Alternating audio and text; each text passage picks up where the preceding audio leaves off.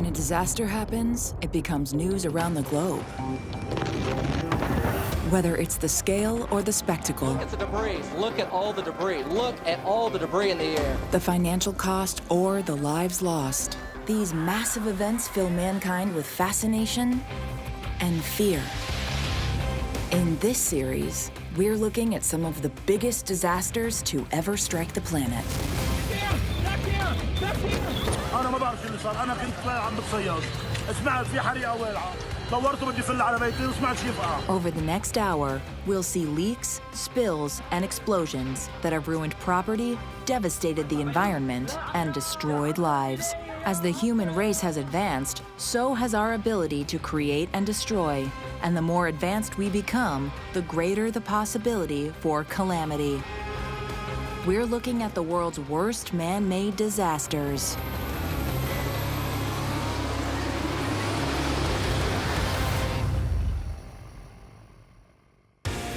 Since the beginning of the Industrial Revolution, humanity has continued to develop and advance technology.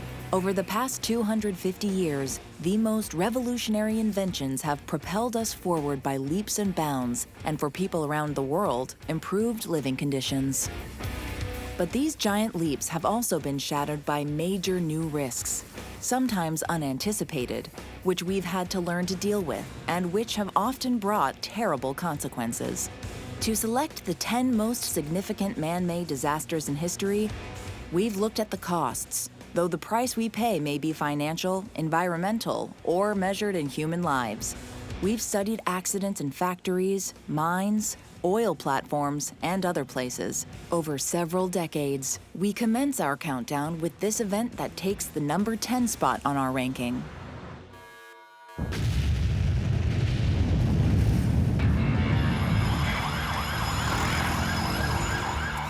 Ever since mankind began messing around with chemicals more than 1,000 years ago, there have been deadly accidental explosions. When the blast occurs near a big city, the death count and chaos can be especially tragic. That's the disaster that befell the city of Beirut in 2020, which ranks number 10 on our list.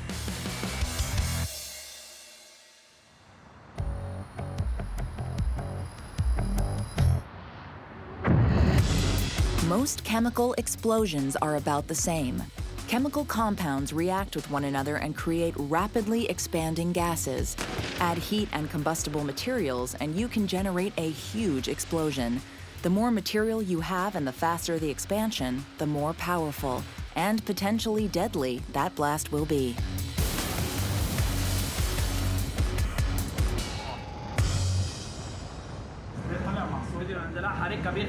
On August 4th, 2020, the port of Beirut experienced a devastating ammonium nitrate explosion. Commercially, ammonium nitrate is used to make fertilizers. It is also widely used as an ingredient in pipe bombs. It is cheap, relatively stable, and easy to come by. In 2013, the Lebanese courts seized the cargo of a ship that made an unscheduled stopover in the port of Beirut. The ship was transporting 2,750 tons of ammonium nitrate from Georgia to Mozambique. Authorities unloaded the cargo in one of the portside warehouses and then forgot about it. It sat for almost 6 years, and that's a problem. If ammonium nitrate is not stored properly, moisture can seep into it, and over time, it becomes less and less stable. Add just the slightest source of heat, and it can easily explode. What happened? Oh my God.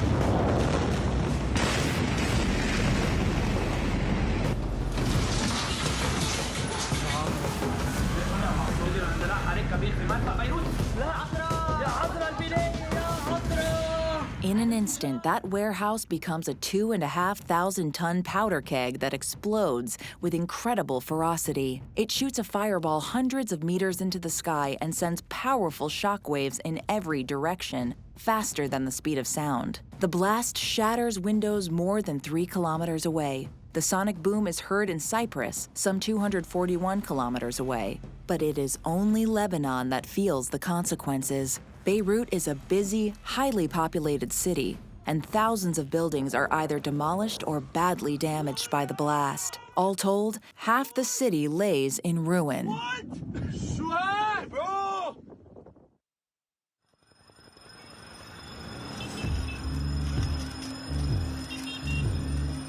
Needless to say, the site of the port area is completely flattened. 2,750 tons of aging, unstable ammonium nitrate can do that. But the loss of the buildings in and around the explosion is nothing compared to the human cost. The toll of the accident is terrible. 220 people dead, 7,000 injured, and 300,000 are left homeless. Residents who lived near the blast were killed instantly. Here 1 minute, gone the next. The carnage caused by the explosion made it impossible to identify their bodies. In a flash, Beirut descended into chaos, forever changing the lives of thousands of Lebanese. أنا ما بعرف شو اللي صار، أنا كنت عم بتصيد، سمعت في حريقة والعة، دورت بدي فل على بيتي وسمعت شي فقع. The physical damage will be estimated at more than $15 billion. This devastating and deadly accident could have been avoided if the Lebanese authorities had considered the volatile nature of the product tucked away in the nondescript warehouse at the busy port. Their criminal negligence incites the anger of the Lebanese. 6 days after the accident, under pressure from the street and after 4 ministers quit their posts, the Lebanese government is forced to resign. Recovery will be slow. Reverberations from the blast of August 4th, 2020 will last for decades.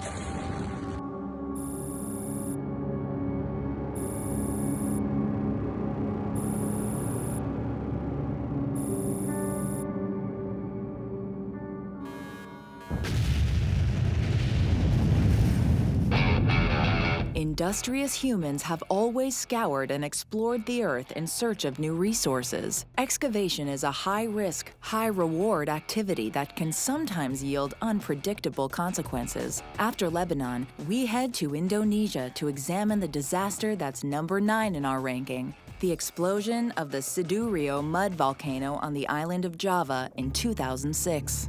Mud volcanoes are natural phenomena triggered when hot, highly pressurized water trapped in underground rocks finds an escape route, often as steam. Mixed with dirt and rocks, the water turns into a slurry of mud, pressurized mud, which can be propelled several hundred meters into the air. When it lands, it can create devastating mud flows. Mud volcanoes are often formed near lava volcanoes because the intense heat and increased seismic activity in the vicinity can fracture rocks where water has been trapped for millions of years. The island of Java is located in the middle of an active seismic zone, so a mud volcano isn't too surprising. However, there's nothing natural about this particular eruption of the mud volcano in the province of Sidurio. This one was man-made. It's May 2006. The Indonesian oil company PT Lapindo Brantas is exploring the area in search of a natural gas deposit. At this point, the borehole reaches a depth of 3,000 meters. It's then that the engineers decide to dispense with a steel formwork which makes it possible to avoid leaks from underground pockets. When they are no more than 200 meters from the deposit, they noticed small upwellings of water and rocky material coming from the borehole. But they have a job to do and decide to continue drilling. At that time, and according to their instruments, nothing suggests that they're on the verge of a catastrophe, but they are. On May 29th, the well suddenly begins to spew huge jets of gas, steam, and water several hundred meters into the air. The hot, toxic discharge from the earth is extremely dangerous. The engineers scramble to try to seal the well by pouring tons of concrete and mud into the borehole, but nothing helps.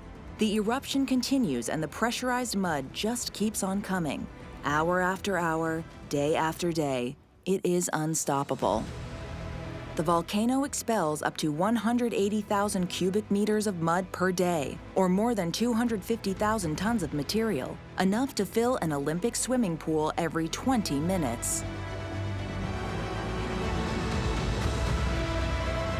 Remarkably, the flow keeps that pace for 4 long years. Then, in 2010, the flow decreased by half. But the mud continued to gush out at a rate of 100,000 cubic meters per day. That's enough to bury New York's Central Park with a meter-thick layer of mud in a month.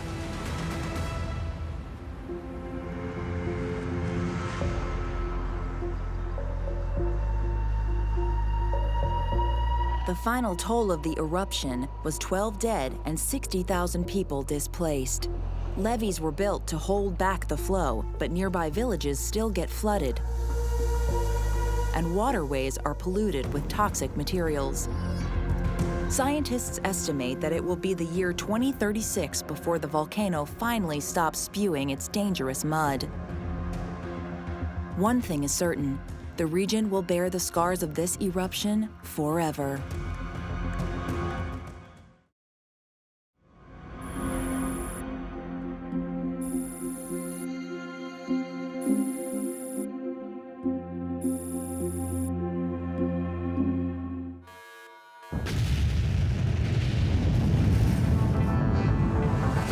Meanwhile, in the bays and coves of this once pristine wilderness, the black tide continues to come ashore. Now, at number 8 in our ranking, we head to the waters of the Gulf of Alaska, where we're going to see how devastation can be caused by one man's negligence and another's inexperience. This is the notorious Exxon Valdez oil spill.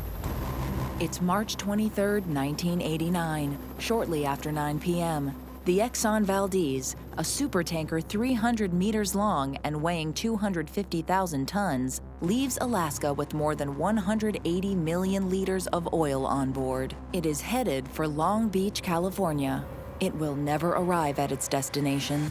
Just after midnight, the ship has traveled only a few dozen kilometers south when the third mate runs it aground on Bly Reef. The collision guts the hull. Over the next 3 hours, nearly 22 million liters of oil spill into the pristine waters of an Alaskan wildlife preserve in Prince William Sound. One of the greatest ecological disasters in history has just begun. The captain is summoned to the bridge. According to regulations, he shouldn't have left his command post at that point in the journey, but he had gotten drunk and gone to bed early. When the crew wakes him and he returns to the controls, he tries to free the ship from the reef. But all he manages to do is make the holes in the hull even worse. Then he waits half an hour to report that the Exxon Valdez is in distress. The recording of his radio call will go down in history.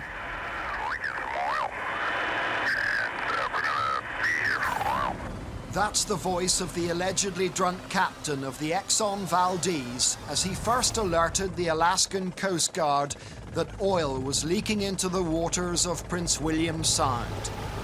More than 40 million liters of oil leaked from the tanks, smothering 2,000 kilometers of coastline with poisonous black sludge.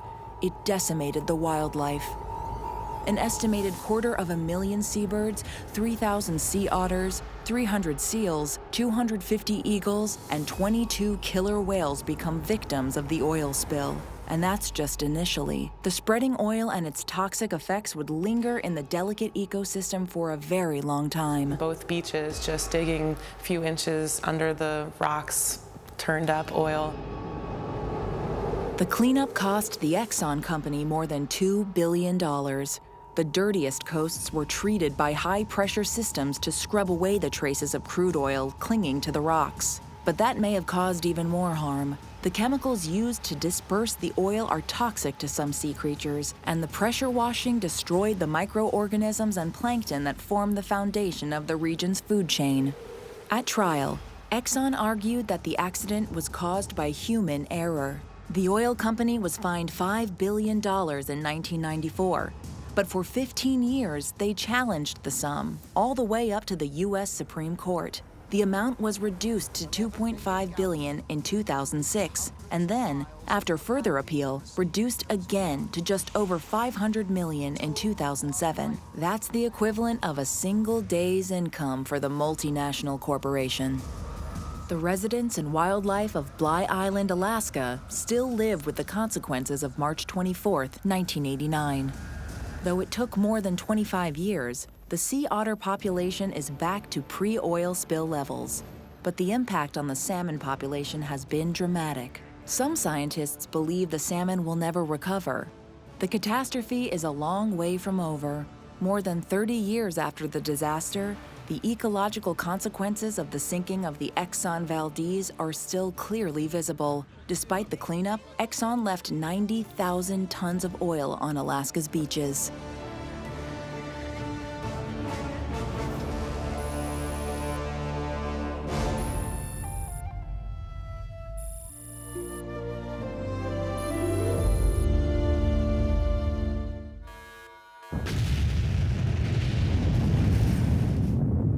It's still a tough and exhausting job, but it's no longer tough for want of imagination. Coal mining is one of the most dangerous jobs on the planet. In the 20th century, the coal mining industry experienced exponential growth to meet the ever-increasing demand for energy. The event that takes number 7 in our ranking occurred in 1966, next to a coal mine. For the details, we head to Wales and the town of Aberfan. Every day, hundreds of tons of ore get pulled from the mines and transported to the surface on conveyors. But only 1/3 of what's taken is usable. This is the surface plant of every mine. Slag is the waste product of the pit. Once the coal is isolated from the ore, the remaining useless rock, called spoil, gets dumped alongside the mine site. As extraction operations progress, these mining residues pile up day after day to form gigantic heaps of debris. In 1966, the Aberfan mine had been in operation for over a century. It had accumulated 7 heaps, where about 6 million tons of residue were piled. Slag heap number 7 was the most recent. Even so, it already had more than 500,000 tons of spoil on it, piled about 30 meters high. The heap loomed just above the village of Aberfan, a position that had for some time caused concern among the residents, and for good reason. Many people have talked of the action of moistened clay. If the slag heaps are exposed to heavy rain, the residue that runs off can become a thick slurry, which can cause heaps to collapse. In October 1966, it had begun to rain in Aberfan, a lot. It's October 21st, 1966, and it has been raining for weeks. At 7:30 in the morning, a surveillance agent discovers that slag heap number 7 had slipped 3 meters during the night. He closes the heap for more spoil, but it is already too late. At 9:15 a.m., the slag heap collapses. 250,000 tons of residue is transformed into a mud tsunami 10 meters high, which races down the side of the hill at 80 kilometers per hour. 2 farms and their inhabitants are engulfed in seconds. Although the villagers are alerted by the roar of the landslide, there's nothing they can do to prevent the tragedy they see coming. The avalanche of mud crosses a canal and crashes into the village school, burying part of the street and the school under tons of debris several meters deep. And since October 21st was the last day of the term, the school was full.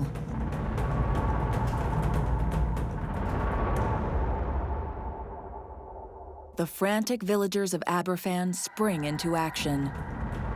Miners, parents, neighbors all rush towards the school to help save the trapped children, some of them their own children. They claw desperately through the mud, which has already begun to harden. They manage to pull the last survivor from the rubble shortly after 11 a.m., and after that, silence. Any hope of finding other survivors has disappeared. Those who keep tirelessly digging hold on to a grain of hope, but know they were now looking to retrieve bodies. It will take an entire week to extract the remains of all the victims. A total of 144 people were killed by the mudslide. Among them, 116 children, most under the age of 10. It's a parent's worst nightmare. Many are buried in mass graves alongside the friends they died with.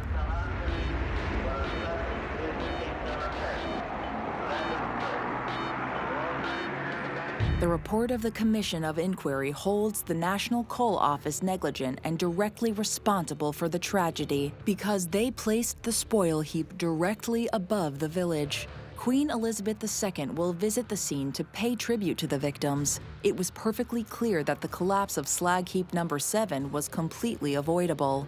Despite the findings of the investigation, none of the defendants were prosecuted, fired, or even demoted. The village of Aberfan is still marked today by the event and by the loss of their children. It's the greatest cost imaginable. A community shattered, lives wasted.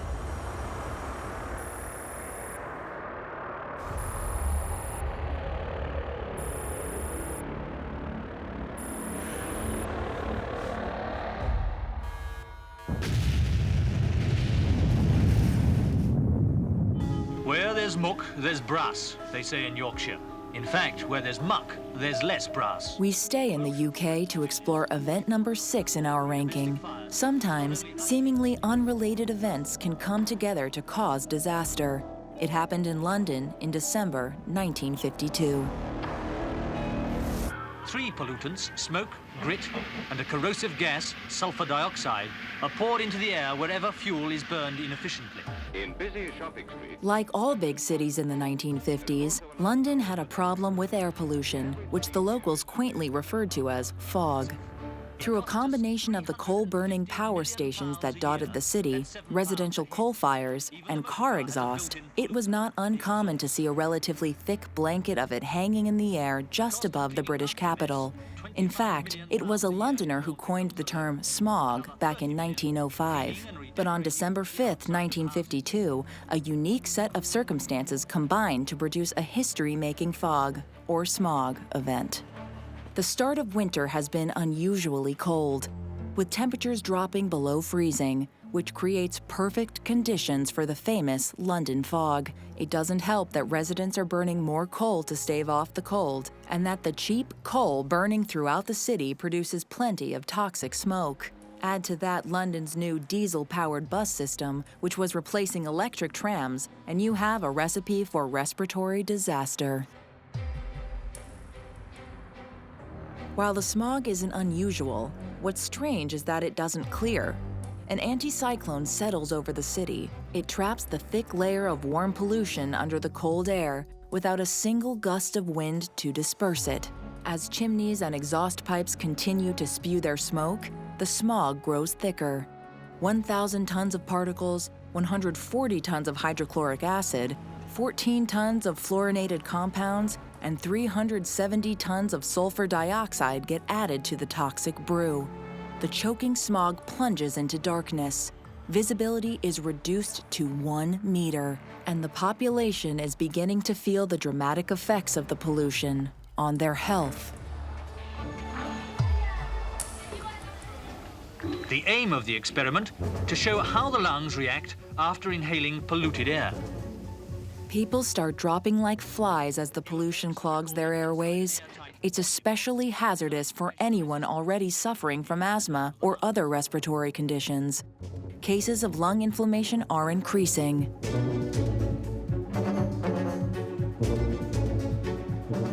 Many Londoners go on with their lives as if nothing is happening. But overwhelmed hospital workers know something is horribly wrong. The final toll from these 4 days of smog is estimated at more than 100,000 people sickened, with 12,000 fatalities. That's 1 death every 30 seconds.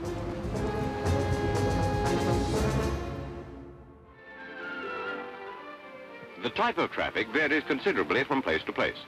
In the West End, as for example at Piccadilly Circus, there are roughly equal proportions. After the disaster, England passed new laws to prevent a catastrophe like this from ever happening again. One van turning right brings the Though things are much improved today, the Great London Smog is an in-your-face reminder of the volume of poisonous gases we spew into the atmosphere every day. It also reminds us about the importance of climate and weather's effect on our well-being. If not for the subtle, saving power of the wind and rain, every toxin we spill into the atmosphere will linger and haunt us.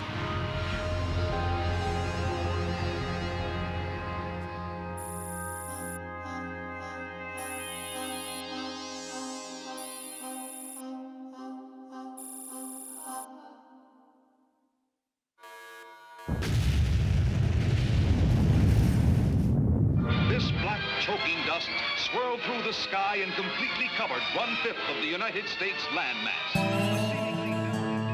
From one airborne disaster to another, to explore the event which ranks number 5 on our list, we head to the Great American West and the Dust Bowl of the 1930s. The Great Plains of America spreads out over a high plateau that crosses 10 states and stretches from Texas to the Canadian border. The Great Depression of the 1930s made all of the nation's hopes rest on the northwest of the country. From the end of the Civil War in 1865 through the 1920s, the U.S. government encouraged citizens to settle in the country's sparsely populated regions. The idea was to farm the land to feed the country, whose population was increasing. The fertile plains and almost endless sunlight of summer produced abundant and healthy crops. Hundreds of thousands of optimistic pioneers head west to cultivate millions of hectares of land that had, until then, remained wild.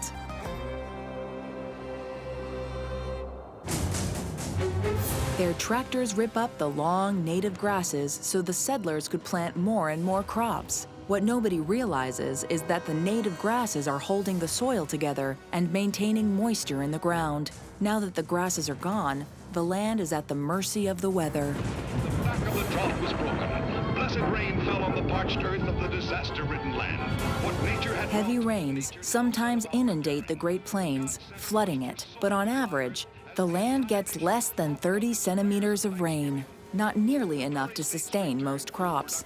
Mostly, the plains suffer drought. When a severe drought strikes in the early 30s, the crops fail. And with no grass to keep the moisture in the ground, the soil turns to dust. As an elevated plateau, the Great Plains are frequently buffeted by high winds that strip the land bare. The fertile farmland the settlers were counting on instead gets swallowed by massive clouds of heavy dust that blows across entire states. It buries farms, houses, and dreams. The worst dust storms in our history turn day into night across enormous areas from the Midwest to the Rockies. The storms are gigantic. Today, strapped iron in a new American desert, the U.S. Dust Bowl. In May 1934, a storm carries 5,500 tons of plains dust to Chicago before heading all the way to New York. That winter, red snow falls in New England. A year later, the sun gets blotted out by the so-called Black Sunday storm. It sends 3 million tons of topsoil airborne, reducing visibility to zero and covering everything in its path. Blinding blizzard. Day turned into night as automobiles were often forced to use their headlights. It's impossible to escape the Dust Bowl's storms. By and watched his precious land blow to the four winds. The impact on farms in the Great American West is instant and devastating. Bankrupt farmers are forced to abandon their land because a farm with no topsoil is no longer a farm. In 1936, daily losses are estimated at the equivalent of $500 million. These storms would persist until the rains returned in 1939. But the damage done to the environment was too great. Plains that had existed for millennia with native grasses now had no topsoil for anything to grow on. Over 100 million acres, an area larger than Germany, were now effectively barren. Grain production across America was cut in half. This was all during the Great Depression that crippled the economy, so many of the 2.5 million who abandoned their ruined farms had little opportunity to start again. 500,000 will end up on the street. Officially, the Dust Bowl claimed 7,000 lives from lung conditions and related illnesses, but that ignores the extreme poverty, starvation, or illnesses linked to deplorable living conditions. 70,000 refugees from the Dust Bowl present a new problem to the government. Squatter camps spring up with living conditions that alarm the health authorities. 70,000 refugees from the Dust Bowl present a new problem to California. Squatter camps spring up and living conditions alarm the health authorities. The true toll of these dramatic, soul-crushing years is undoubtedly much higher. Makeshift conditions. The repercussions of the ill-fated Great Plains Dust Bowl tragedy lasted for decades. It cost the U.S. economy an estimated $50 billion and triggered an unprecedented migration as people headed further west to try to begin new lives. It might take centuries to assess the long-term impact of this noble experiment gone horribly wrong. It was a human, environmental, and economic disaster on a level the U.S. has not had to deal with since, and it was all avoidable.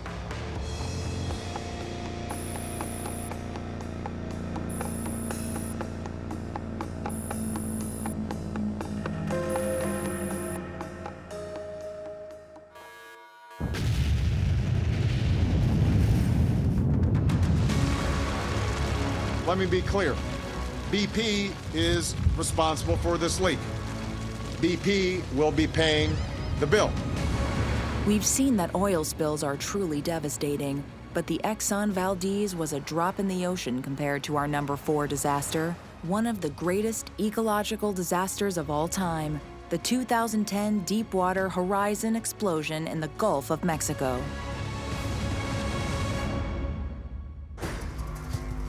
Drilling for oil is fraught with danger. Oil and natural gas are often found together, and tapping into a pressurized reserve can yield explosive results. Literally.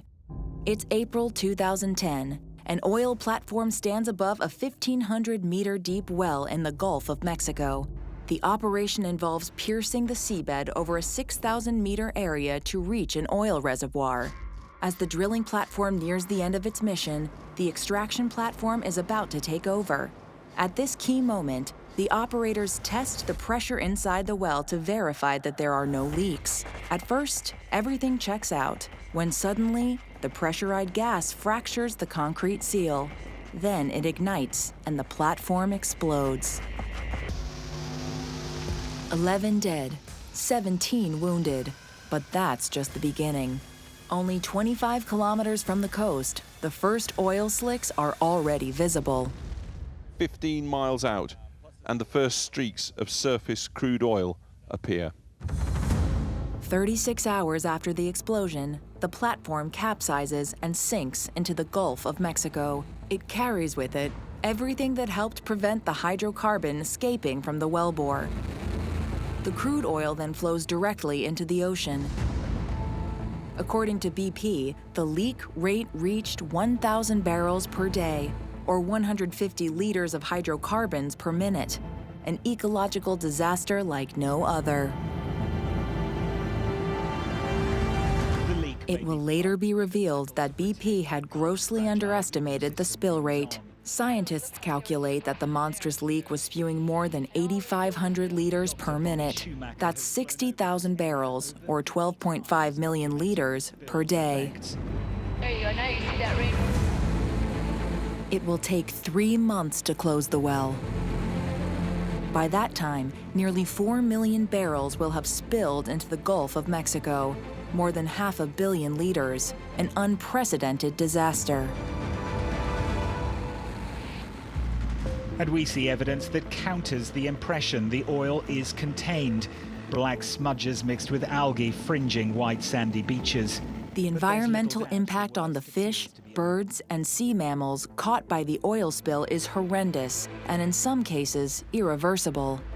More than 1 million birds are killed, along with countless fish. Endangered sea turtles suffer losses by the tens of thousands, and the local populations of dolphins and whales are decimated by the disaster.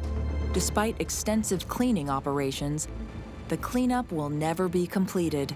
With that much oil over that large an area, the task is impossible.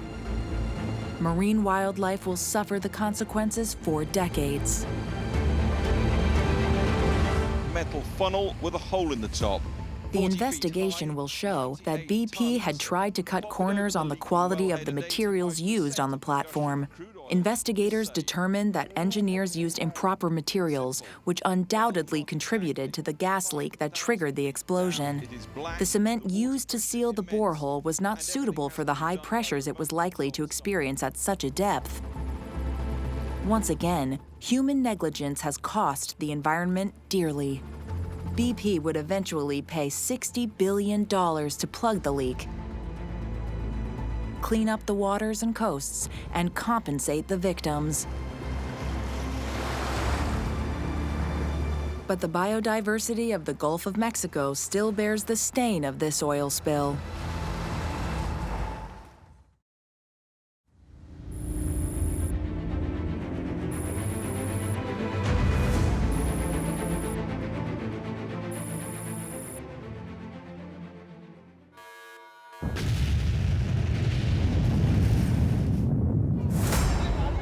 Killer of Bhopal Union Carbide.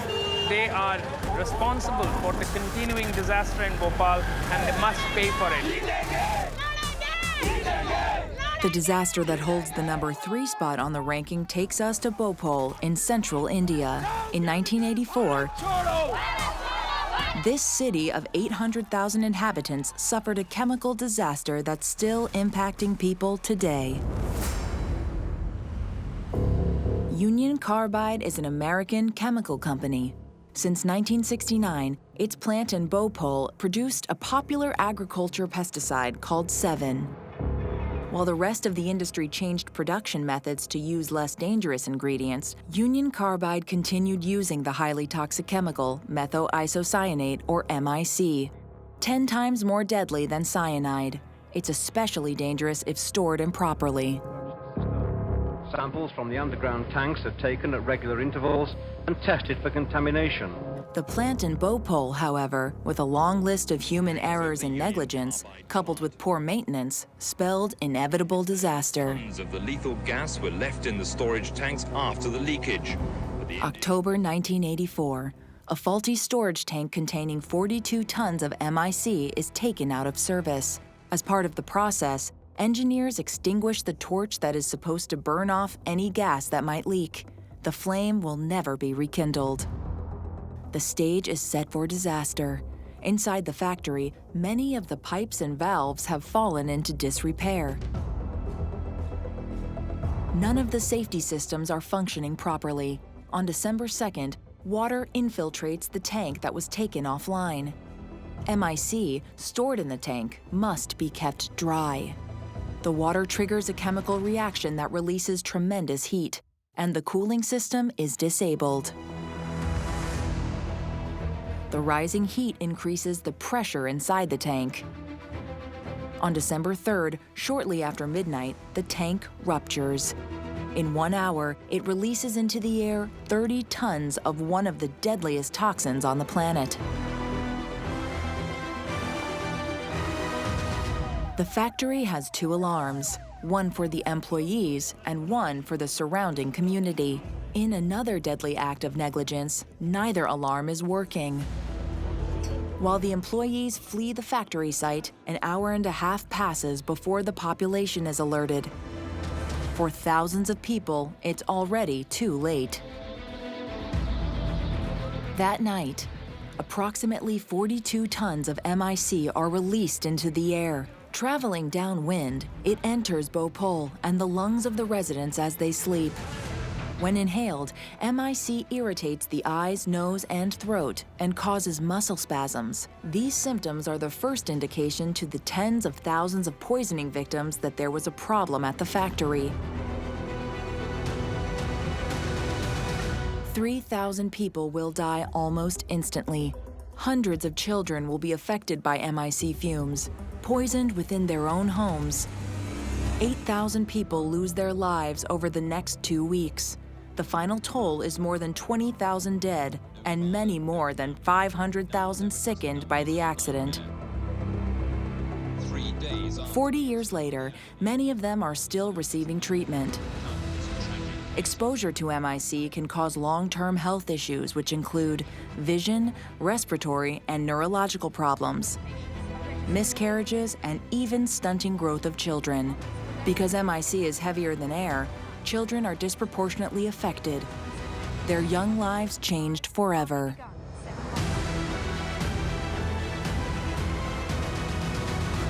Union Carbide eventually settles out of court, agreeing to pay more than $700 million, or less than $12 per person injured. U.S. courts blocked any attempt to prosecute the company's American board of directors, but in 2010, more than 20 years after the disaster, Indian courts sentenced 8 Indian executives to 2 years in prison for causing negligent deaths. But that long-awaited minimal punishment is small consolation to the suffering poisoning victims.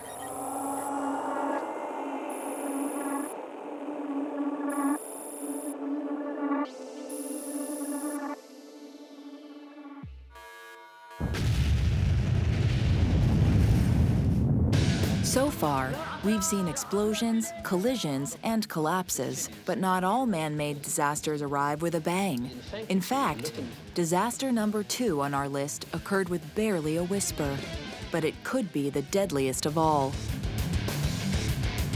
It's the Great Pacific Garbage Patch. This vortex is like a massive soup made up of a mixture of different-sized trash. Some chunks reach 50 meters long. But most are tiny pieces of discarded and degraded plastics and microplastics that pollute the ocean, kill marine life, and even find their way into our food chain and bloodstreams.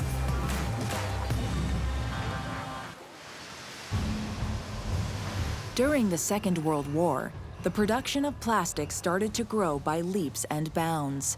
Since then, plastic has become ubiquitous, without anyone suspecting it may cause problems. What doesn't go into a landfill eventually makes its way into the ocean. Over the decades, the prevalent ocean currents have gathered all this plastic into 2 gigantic, rotating masses called gyres. They're in constant motion from west to east and east to west, between Japan and the United States.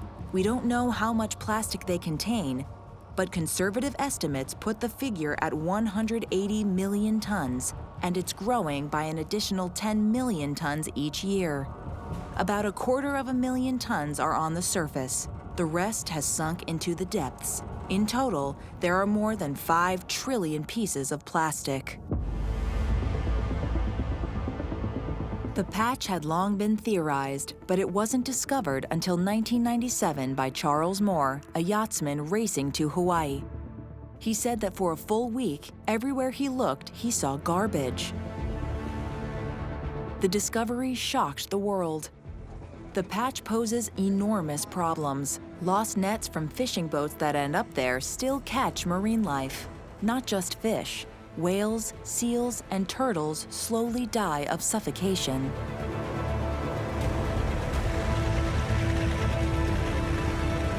Seabirds can confuse plastic pellets and bottle tops for food and either eat them or feed them to their chicks. These undigestible bits of trash can rupture their insides.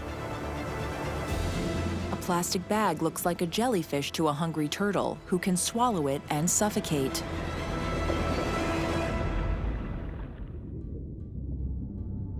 The flotsam creates an even larger problem.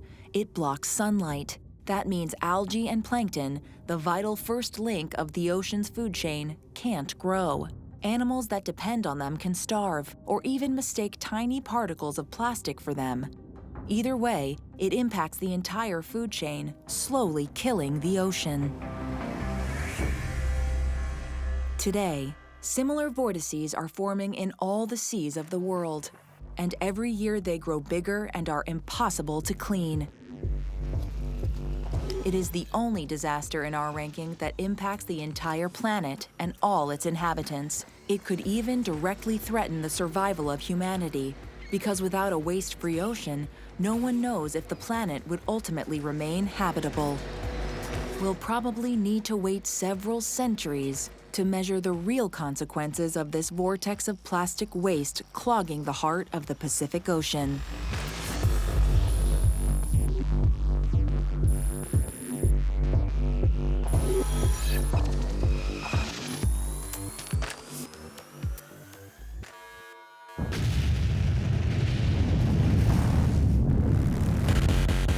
We'll now reveal the #1 disaster in our ranking.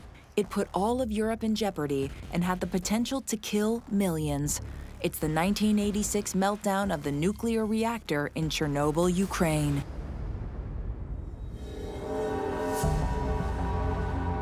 Nuclear power is more common than you may think. Across the planet, 440 power stations generate 10% of the world's electricity. Nuclear energy is up to 8,000 times more efficient than fossil fuels, emits no greenhouse gases, and is generally safe. But that's not to say it's without risks. When things go wrong, they can go very wrong. In March 2011, the disaster at Japan's Fukushima power plant proved how this type of accident represents one of the most existential threats of our time. Classified at level 7, the highest on the international scale of nuclear events, it was triggered by an earthquake and a tsunami of extremely rare intensity. Sparked by nature, it's not part of our countdown, unlike the disaster at Chernobyl, also classified level 7, and which represents one of the most dramatic examples of human error in the history of the industrialized world. It's April 25, 1986.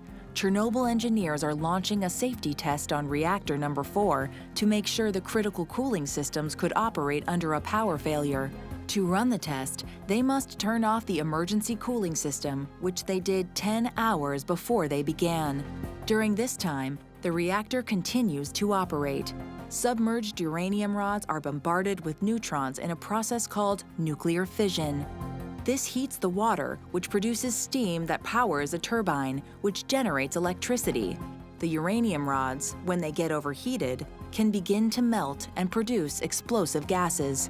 To regulate the heat reaction, control rods made of carbon are lowered into the reactor core. They are supposed to absorb neutrons and avoid a chain reaction that would lead to the reactor going into a runaway mode.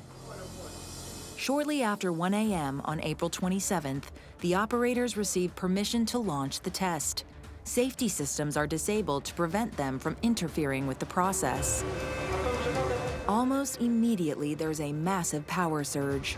The core destabilizes and a meltdown looks likely. They try to insert the control rods, but they jam on the way in. The reactor reaches the point of no return. There is no way to stop the nuclear chain reaction. At 1:23 a.m., the reactor explodes. The blast is so powerful, it throws its 1,000-ton concrete reactor cover into the roof of the power station, destroying it. The open reactor burns at 4,000 degrees Celsius. The fire will rage for several days. Millions of liters of water are sprayed, trying to cool the reactor. Then thousands of tons of sand, clay, and lead will be deployed to prevent radiation from escaping into the atmosphere. At the time, 115,000 people lived in the area. 36 hours pass before they're ordered to evacuate with nothing but the clothes on their backs. They will never be allowed to return. The entire exclusion zone, which still exists today, spans 4,800 square kilometers, more than twice the area of London. It will take 10 days to extinguish the fire. The reactor will, by then, have released 400 times more radiation than the Hiroshima bomb. It would take another 6 months before the reactor is entombed in a sarcophagus of concrete and steel. It must remain there for at least 20,000 years.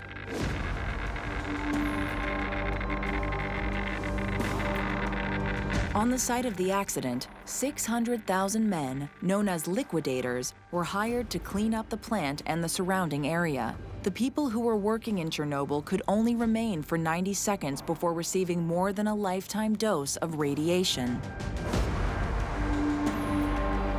The radioactive cloud spreads over northern Europe as far as Scotland, 2,400 kilometers away. The consequences will be felt throughout Europe. Cancer and birth defects increase in the 10 years following the accident. Thankfully, winds kept the worst of the cloud away from major population centers. The official death toll from the disaster was just 31. These victims died in the explosion or in the immediate aftermath from acute radiation poisoning. But the actual figure is almost certainly higher. The death rate among the liquidators is almost double that of the general population. And those who lived under the radiation cloud are far more likely to suffer from cancer years later. Russian estimates suggest 30,000 have died. In 2006, a scientific report by Greenpeace estimated the figure at 200,000 deaths between Russia, Belarus, and Ukraine. But the length of time between exposure and disease makes it difficult to draw clear links to the Chernobyl accident. We do know, however, that the radioactive half-life is several thousand years, and the Chernobyl disaster will continue to haunt us for centuries to come.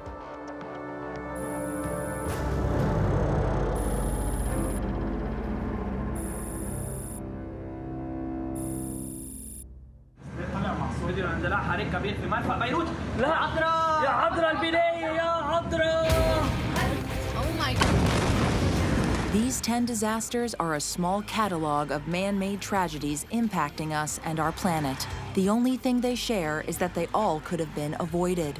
Neglect, greed, and incompetence have always led mankind astray.